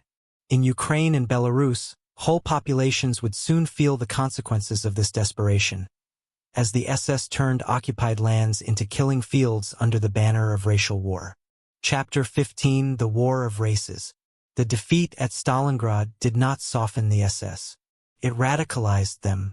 In the aftermath, Hitler declared that the war in the East was not just a clash of armies but a struggle for survival between races. For Himmler and his men, this was the justification they had always sought. Ukraine, Belarus, and the occupied Soviet territories became laboratories of extermination, where the SS pursued policies of annihilation with unmatched ferocity. In these regions, the line between soldier and executioner disappeared entirely. Waffen SS units fought the Red Army on the front, but behind the lines they acted as instruments of genocide. Entire Jewish communities, already devastated by earlier massacres, were systematically wiped out. Einsatzgruppen continued their slaughter, often assisted directly by Waffen SS troops. Mass graves dotted the landscape, each one the silent marker of villages erased. The war against partisans became the perfect cover for racial killing. Any village suspected of harboring resistance fighters was targeted. Men were shot, women raped, homes set on fire. Children were often herded into barns and burned alive. Official reports recorded these operations in cold language. 250 bandits eliminated. In reality, they were peasants, farmers, mothers, and children, murdered without trial. Belarus became one of the bloodiest killing fields. SS divisions carried out anti-partisan sweeps that destroyed entire regions. The village of Katyn, for example, was obliterated in March 1943. After partisans attacked a German convoy, SS men retaliated by locking 149 villagers, most of them women and children, inside a barn and setting it ablaze. Those who tried to escape were shot. Katyn was only one of hundreds of villages erased from maps. Ukraine fared no better. Here, the SS coordinated with collaborators to carry out massacres against Jews, Roma, and suspected partisans. The presence of Ukrainian auxiliary police and local militias did not diminish the brutality. In many cases, it amplified it. Ordinary neighbors turned against each other, fueled by propaganda, fear, and opportunism. The SS encouraged this, using local divisions to do the killing while presenting themselves as overseers of order. Prisoners of war were treated with equal cruelty. Soviet captives, already weakened by starvation, were subjected to executions and medical experiments. The SS considered Slavic prisoners unworthy of life, their deaths a natural part of the racial struggle. Starvation was weaponized. Camps in Belarus and Ukraine became open-air death pits where tens of thousands perished. This war of races was not hidden. SS propaganda openly described the Eastern peoples as subhuman obstacles to German destiny. Soldiers were told that mercy was treason, that the survival of Germany demanded the extinction of its enemies. Himmler framed the atrocities as historical necessity. He told his men, "We must be honest, decent, loyal, and comradely to members of our own blood, and to no one else." The consequences were catastrophic. By 1943, millions were dead in Eastern Europe, shot in fields, burned in barns, starved in camps. The Waffen SS, once portrayed as an elite fighting force, had become indistinguishable from the machinery of genocide. Yet the brutality failed in its purpose. Instead of breaking resistance, it fueled it. Partisan armies in Belarus and Ukraine grew stronger, swelling with recruits who had lost families to SS massacres. Villages burned, but the forests filled with fighters who struck back with ambushes, sabotage, and assassinations. For every SS patrol killed, more reprisals followed, creating a vicious cycle of violence that consumed the land. For the soldiers of the SS, this environment eroded whatever humanity remained. Killing became second nature. Young recruits, many barely out of the Hitler Youth, were hardened by fire and blood. They learned quickly that survival meant embracing cruelty. Compassion was not only discouraged, it was dangerous. By 1944, as the Red Army surged westward, the SS left behind a wasteland. Thousands of villages in Belarus and Ukraine were reduced to ashes, millions dead, and survivors scarred for life. The war of races had failed militarily but succeeded in leaving a legacy of devastation that would never be forgotten. For Himmler, these campaigns were proof that his men had fulfilled their destiny. For the world, they were proof that the Waffen SS was not an army like any other. It was the armed wing of genocide. And while atrocities consumed the East, in the West another symbol of Nazi fanaticism was rising. Teenagers, molded since childhood by the Hitler Youth, were about to take their place on the battlefield. In Normandy, they would fight with a zeal that shocked even Allied veterans. Chapter 16: Normandy and the Hitler Youth Division. By June 1944, Hitler's empire was under siege. The Allies prepared to land in France, opening the long-promised Second Front. For the Waffen SS, this was a moment to prove their loyalty once again. Among the divisions waiting in reserve behind the Atlantic Wall was one unlike any other, the 12th SS Panzer Division Hitlerjugend, made up largely of teenagers indoctrinated since childhood. These were not seasoned veterans hardened by years of battle. Most were 16 to 18 years old, barely men at all. Yet they had grown up in the Hitler Youth, raised on a steady diet of ideology and war games. From the moment they could walk, they had marched in uniform, sworn oaths to Hitler, and dreamed of becoming SS warriors. Normandy would be their baptism of fire. The division was commanded by experienced SS officers like Fritz Witt and Kurt Meyer, men who had survived the bloodletting of the Eastern Front. They understood how raw their troops were, but they also recognized the fanaticism that ran through them. These boys were not weighed down by the scars of years of war. They were fresh, zealous, and utterly devoted to Hitler. When Allied forces landed in Normandy on June 6, 1944, the Hitler Youth Division was thrown into battle. What they lacked in experience, they made up for with fanaticism.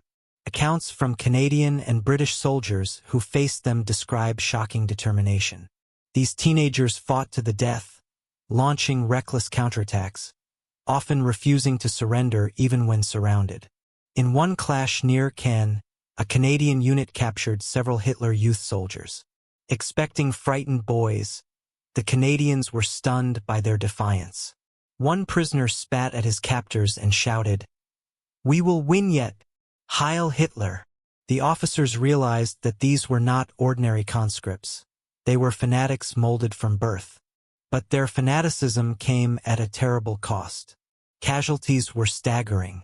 Entire companies were wiped out within days, charging tanks with handheld weapons, ambushing Allied positions, and dying in hopeless assaults. For many of these young men, Normandy was their first and last battle. The Hitler Youth Division also gained a reputation for brutality. Captured Canadian soldiers were executed in several incidents, most notoriously at the Abbaye d'Ardennes near Caen. There, SS troops under Kurt Meyer shot dozens of prisoners in the head, their bodies buried in shallow graves. The killings shocked the Allies, but for the SS, they were framed as necessary hardness. What made the division so dangerous was not just its numbers, but its indoctrination. These boys had never known a world without Hitler. They had been taught since childhood that Jews were parasites, that Slavs were subhuman, and that surrender was dishonor. For them, dying in battle was not tragedy. It was fulfillment of the destiny they had been promised. Even German generals were astonished by their zeal. Field Marshal Erwin Rommel, inspecting the front, noted both their reckless bravery and their appalling losses. He warned that such fanaticism, while impressive, was unsustainable. But Himmler saw only triumph. To him, the Hitler Youth Division was proof that his vision of a new generation of SS warriors was reality. By August 1944, the division was shattered. Out of 20,000 men, only a fraction remained fit for combat. The Allies had crushed them with overwhelming firepower, but the psychological impact was lasting.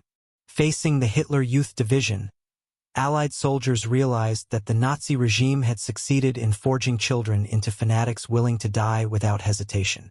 For the survivors, Normandy was a nightmare that haunted them long after.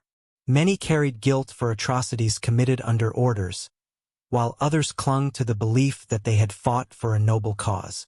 For the SS as a whole, the Hitler Youth Division symbolized both the depth of Nazi indoctrination and the futility of sacrifice. Normandy showed the world that the Waffen SS was no longer just an army of men. It had become an army of children, burned up in the final flames of Hitler's war. As the Reich crumbled in the West, the Eastern Front was collapsing even faster. The Red Army was surging toward Germany, and the Waffen SS responded with a retreat that left a trail of fire and death across the lands they abandoned. Chapter 17, The Eastern Retreat, Fire and Desperation. By 1944, the tide of war had turned decisively. The Red Army, fueled by manpower and steel from the Soviet heartland, surged westward in a relentless offensive. Cities once paraded as symbols of German triumph, Smolensk, Kiev, Kharkov, fell one by one. For the Waffen SS, retreat was no longer a disgrace but a daily reality. Yet they did not retreat quietly. Their withdrawal was a scorched earth campaign, a trail of destruction carved through Eastern Europe. The SS had been indoctrinated never to surrender territory without leaving ruin behind. As they pulled back, they burned villages, blew up bridges, and executed civilians suspected of helping partisans. Orders from Himmler were explicit. Nothing useful to the enemy was to be left intact. This meant not just railways and supplies, but entire communities. Belarus and Ukraine, already scarred by years of occupation, suffered anew. In Operation Bagration, the Soviet summer offensive of 1944, SS units retreating from Belarus destroyed hundreds of villages. Survivors told of soldiers arriving at dawn, rounding up inhabitants, and torching homes. Those too slow to escape were shot or burned alive. The retreat was less a withdrawal than an orgy of vengeance against civilians who had endured years under their boots. The Waffen SS also turned their cruelty inward. Soldiers who faltered during retreat, men too exhausted, frostbitten, or wounded to continue, were sometimes executed by their own officers as cowards. Discipline hardened into fanaticism. Better to die than retreat, Himmler declared, but the reality was worse. Men died while retreating, sacrificed in hopeless rearguard actions meant only to buy hours of time. In Poland, the retreat coincided with the eruption of the Warsaw Uprising in August 1944. SS units, including Oskar Dirlewanger's infamous brigade, were unleashed on the city with orders to crush resistance. What followed was one of the most brutal episodes of the war. Entire districts were leveled by artillery and fire. Civilians were slaughtered en masse. Men shot, women raped, children executed in the streets. Eyewitnesses described rivers of blood running through Warsaw's alleys. Even hardened Wehrmacht officers were horrified, calling it barbarism. For the SS, it was standard procedure. The retreat was not only military, it was psychological. Soldiers who once believed they were invincible now fought with desperation. Rumors spread of Soviet revenge. Stories of captured SS men tortured, mutilated, or executed on the spot. Fear fueled cruelty. Many SS troops convinced themselves that their only hope was to fight to the last bullet, for capture meant certain death. Yet even in retreat, the Waffen SS displayed resilience. Their training, discipline, and fanaticism often allowed them to inflict heavy casualties on pursuing Soviet forces. Battles like those at Narva and the defense of Budapest showed that even on the defensive, SS divisions could fight with ferocious effectiveness. But each victory was temporary, each stand a prelude to further retreat. For civilians caught in the path of the SS, the retreat was indistinguishable from annihilation. In Hungary, Jewish populations were rounded up in the final great deportations to Auschwitz, carried out under SS supervision. In Slovakia, anti-Nazi uprisings were drowned in blood. Everywhere the SS retreated, they left behind charred earth and silent graveyards. By late 1944, the Eastern Front was collapsing entirely. The Red Army was crossing into German soil, and panic spread across the Reich. Refugees clogged the roads, fleeing westward in fear of Soviet vengeance. Amid them marched the Waffen SS, an army still dangerous, still fanatical, but now reduced to delaying actions. The Eastern retreat revealed the true essence of the SS. An army that fought not to protect but to destroy. They could no longer promise victory. All they could promise was death. And as 1945 began, that promise would be fulfilled in the heart of the Reich itself. Berlin was calling, and the Waffen SS would stand in its ruins to the very end. Chapter 18: The Reich in Flames. Defending the Fatherland. By early 1945, the war that had once seemed destined to bring the Reich endless victories now brought only flames and ruin. The Red Army was advancing from the east, the Allies from the west. German cities lay in rubble under relentless bombing raids. For the Waffen SS, the fight had reached its final and most desperate stage, defending the fatherland itself. Himmler framed the struggle as an apocalyptic showdown.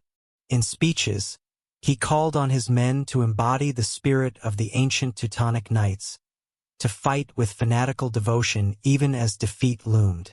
Better to fall with honor than live in shame, he declared. Yet beneath the rhetoric, the reality was grim.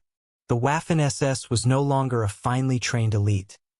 It was a battered, patchwork army of veterans, boys, and foreign recruits, thrown together in a final stand. In the West, the SS played a central role in the Ardennes Offensive, the Battle of the Bulge, in December 1944. It was Hitler's last gamble, an attempt to split the Allies and seize Antwerp. At the spearhead of the attack was the 6th SS Panzer Army under Sepp Dietrich. At first, they advanced through snowbound forests, catching the Allies by surprise. But the offensive quickly stalled, hampered by fuel shortages and fierce resistance.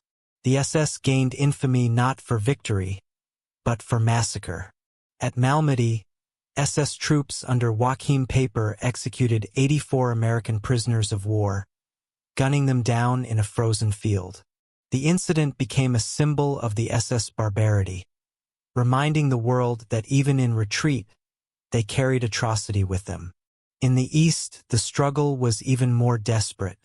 The Red Army crossed into German territory in January 1945, bringing with them the vengeance of years of suffering.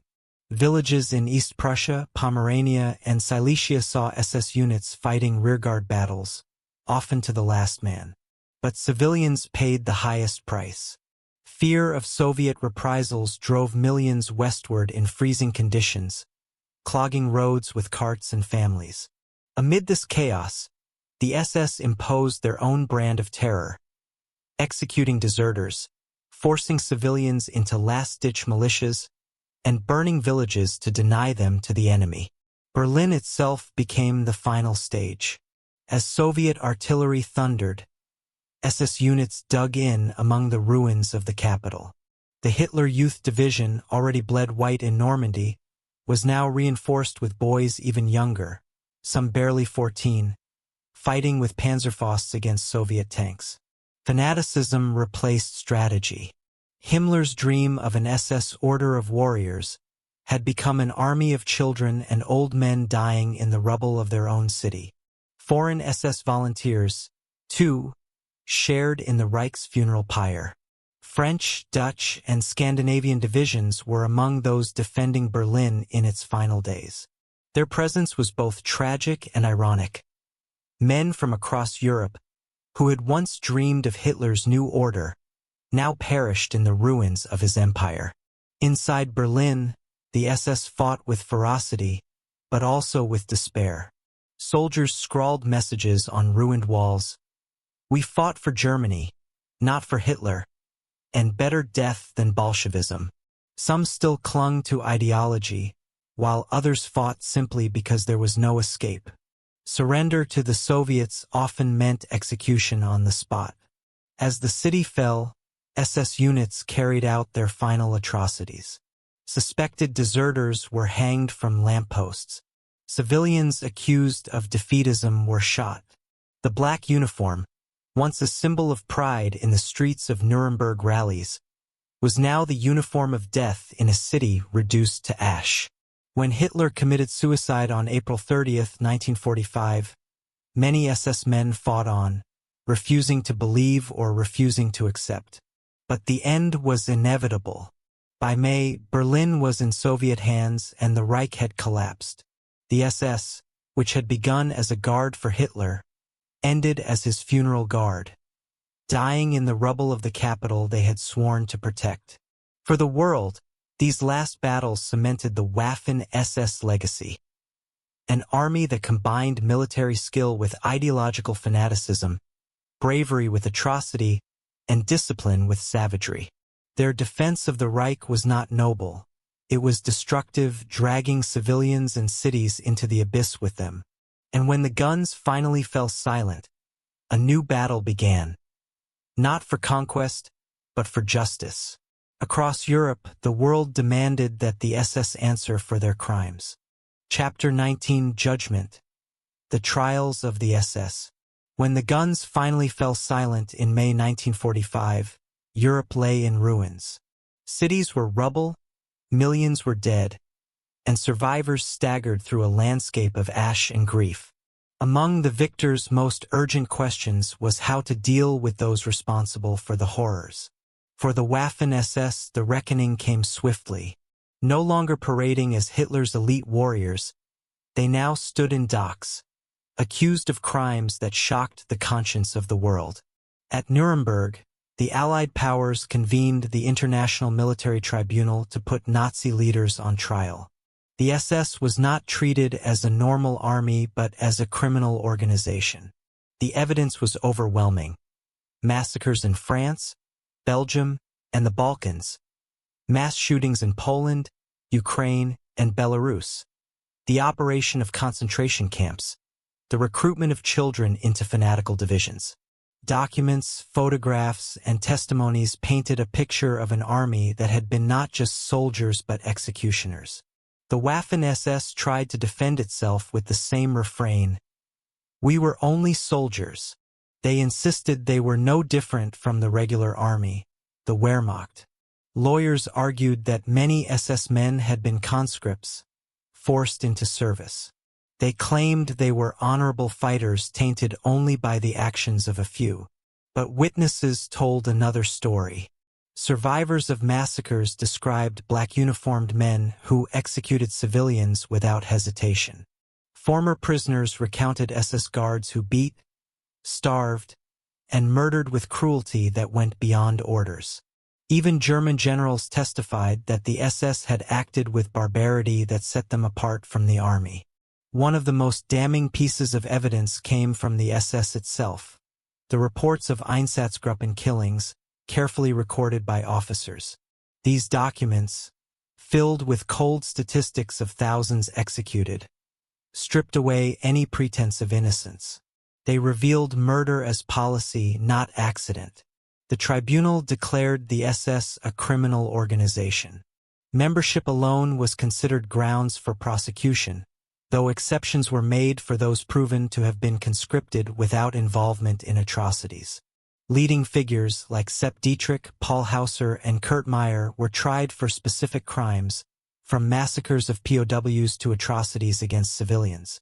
Some were executed, others sentenced to long prison terms. Yet the process was far from complete justice. Tens of thousands of SS veterans slipped through the cracks. Some melted into civilian life, hiding their pasts.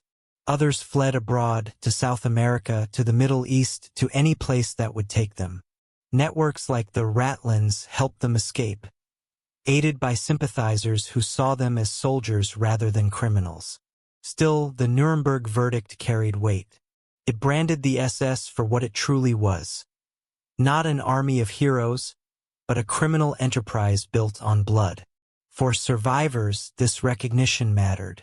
It meant the world had acknowledged their suffering, and the perpetrator's claim to honor was forever broken. In Germany, however, the legacy of the Waffen SS remained complicated. Some veterans tried to recast themselves as patriots, insisting they had fought bravely for their homeland, separate from the crimes of the concentration camps. In the 1950s and 60s, associations of former SS men lobbied for recognition and pensions, arguing they had been soldiers like any others. Historians, however, revealed the truth again and again. Wherever the Waffen SS marched, atrocities followed. The trials at Nuremberg and beyond did not erase the pain, but they established an unshakable precedent. The Waffen SS would be remembered not as warriors, but as criminals in uniform. Their runes and banners became symbols not of honor, but of infamy. And yet, even as the world judged them, a final chapter remained. For in the ruins of Germany, survivors and veterans carried forward memories, myths, and scars. The question of how the Waffen SS would be remembered, villains, victims, or something in between, would shape the story long after the war ended. Chapter 20: Legacy of Shadows. The Third Reich collapsed in fire, but the shadow of the Waffen SS lingered long after the last shots were fired. In post-war Europe, they were both infamous and elusive, a force that had been both battlefield warriors and instruments of genocide. Their legacy became one of the most contested in modern history. For survivors of Nazi occupation, the memory was clear. The black uniforms were not symbols of military pride but of terror. In France, Belgium, Greece, and the Balkans, civilians remembered massacres, executions, and burning villages. In Eastern Europe, the name Waffen SS was synonymous with death squads, mass graves, and charred ruins. To those who lived under their occupation, they were not soldiers but butchers. But among the SS veterans themselves, a different story emerged. Associations of former Waffen SS men, particularly in West Germany, tried to reshape their image. They insisted they had been soldiers like any others, fighting honorably for their homeland. They downplayed their role in atrocities, claiming that the real crimes belonged to the concentration camp guards of the SS Totenkopfverband, not the frontline Waffen SS. Some even painted themselves as victims, forced conscripts caught in a war they did not choose. This narrative found some sympathy during the Cold War, when Western powers, eager for German rearmament, quietly rehabilitated parts of the Wehrmacht and overlooked SS veterans. In some cases, former SS men were integrated into post-war militaries or intelligence services, their skills deemed too useful to waste. The full reckoning was delayed, yet history refused to forget. As archives opened and survivors gave testimony, the truth resurfaced again and again. The Waffen SS was inseparable from atrocity. Its divisions had fought ferociously in combat, yes, but wherever they went, they left trails of blood. From La Paradis in France to Babi Yar in Ukraine, from Warsaw to the Balkans, the evidence was overwhelming. The claim of being soldiers like any others collapsed under the weight of documents, testimonies, and mass graves. The Waffen SS also left behind a darker cultural legacy. Their imagery, black uniforms, skull insignias, twin lightning bolt runes, retained a sinister allure. Decades later, neo-Nazi groups would adopt these symbols, seeking to cloak themselves in the false myth of SS valor. Historians and governments alike fought to dismantle this myth, exposing the reality behind the propaganda. That the SS was not a knightly order, but a criminal machine. For Germany itself, the Waffen SS became a wound that could not be healed with denial. The nation confronted its past in painful debates about responsibility, guilt, and memory. Museums, memorials, and education programs worked to ensure that the truth of the SS would never be forgotten. The image of the Waffen SS as elite warriors was gradually stripped away, replaced by the historical reality of fanaticism and brutality. The survivors of their crimes, Jews, Poles, Russians, Greeks, French, and countless others, ensured that memory endured. Their testimonies preserved the voices of the silenced, countering attempts to whitewash or glorify. Each story, each scar, was proof that the Waffen SS had been not heroes but harbingers of destruction. In the end, the legacy of the Waffen SS is one of shadows. They embodied the extremes of human capacity. Discipline turned into cruelty, loyalty twisted into fanaticism, courage perverted into atrocity. They were men who might have lived ordinary lives but were reshaped into instruments of genocide by ideology, obedience, and hate. History remembers them not for their military skill, but for their crimes. The twin runes they wore no longer stand for strength or unity, but for terror. And in that remembrance lies the final judgment. The Waffen SS, once glorified as Hitler's elite, are remembered not as knights of a new order, but as criminals in black, their honor buried beneath the millions of graves they left behind.